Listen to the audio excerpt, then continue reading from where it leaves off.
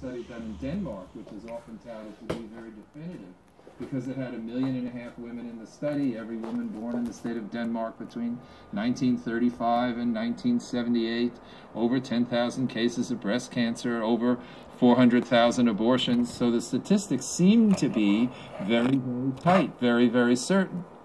Trouble is, many women in the study were even under the age of 25. 358,000 women in that study were actually under the age of 25 at the end of the study, representing over 100,000 abortions and exactly 8 cases of breast cancer.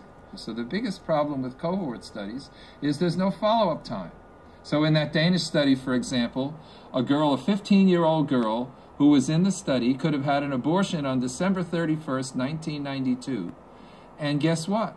She never got breast cancer, because that's when the period for ascertaining breast cancer was also closed, the end of 1992. So the data really are meaningless to a large extent, and that's one of the reasons why you can have studies that show no link, but they're methodologically seriously flawed. Now, with me today is Mr. Eamon Murphy, who is well known to anyone in Ireland in the pro-life movement, and even a lot of people who are not part of the pro-life movement would have read many articles about Mr. Murphy and his work these past couple of decades. Now I'd like to start off with this particular area to begin with. For some time now, a lot of the pro-abortion advocates have been putting it about, as it were, that abortion is a totally safe procedure, that it's almost like getting a dental filling, that, afterwards there's no repercussions. Would you like to explain how in error that... the expression is safe, legal and rare. And even a bishop could fall into that deception, and has done. The Archbishop of Armagh, after the loss of the referendum last year, petitioned Leo Varadkar to ensure that abortion would be safe, legal and rare, which is like saying safe, legal and rare cancer. There's no such thing as safe, legal and rare cancer. There's nothing you can do to make cancer safe, no matter how you legislate. And there's nothing you can do to make it rare when it becomes widespread. So what is this relevant? Having listened to Professor Joel Brent, we can see that there has been a massive manipulation of the truth in relation to the risks of breast cancer following abortion. He mentioned there one study that was totally flawed, using people who could have had an abortion the day before the study was done, and leaving out tens of thousands, in fact hundreds of thousands of women who weren't recorded, registered, but who had abortions, some of them, a lot of them, since 1939, but the official register only began in 1973. So those women before 73 were recorded as never had an abortion. So let's imagine we were discussing plastic surgery, okay? And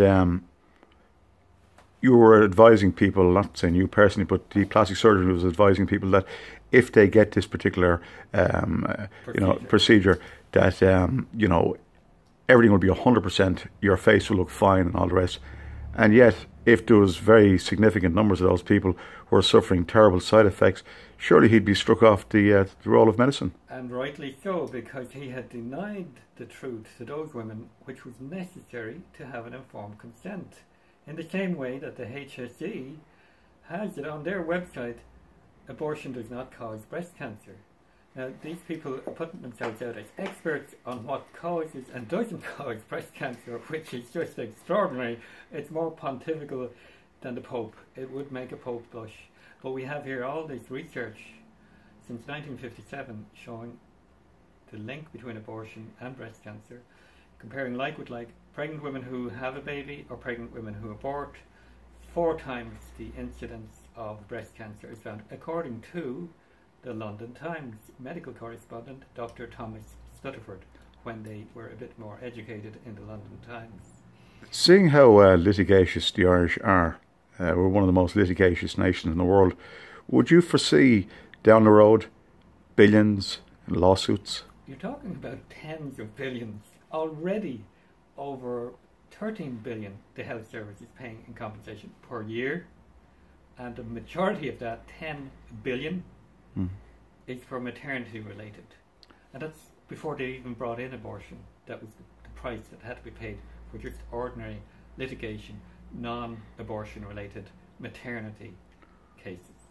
Considering the list of political priorities in Ireland, and every country has several significant priorities, what are your thoughts on the total obsession with the entire political establishment and the media and NGOs and a wide variety of people, including a lot of the synthetic NGO type of organisations that are actually state funded? What is driving them to want such an extreme thing when really the nation has many other pressing bread and butter matters? Not saying that those matters are more important in life and death, but why such political expenditure invested into this whole macabre enterprise? I think the correct expression would be to say that they are hell bent. And what I mean by that is to say that they are totally driven by ideology to sacrifice women to their ideology, knowing that women will die, and the whole intention behind it is eugenics. The original Planned Parenthood, do you know the name of Planned Parenthood? It was called the Negro Project. It was to wipe out the Negroes in America. Margaret Sanger, wasn't it? Margaret Sanger was the founder of Planned Parenthood. Its original name was the Negro Project. She wrote letters of praise to our friend Adolf Hitler, who had already been indulging his insane fantasies about wiping out the inferiors who were inferior to the superior German Aryan race. And he was a socialist of the worst degree. And you'll find that most of the killing of the 20th century has been caused by these lunatic socialist fringe globally, including Stalin and Hitler and Mao Zedong.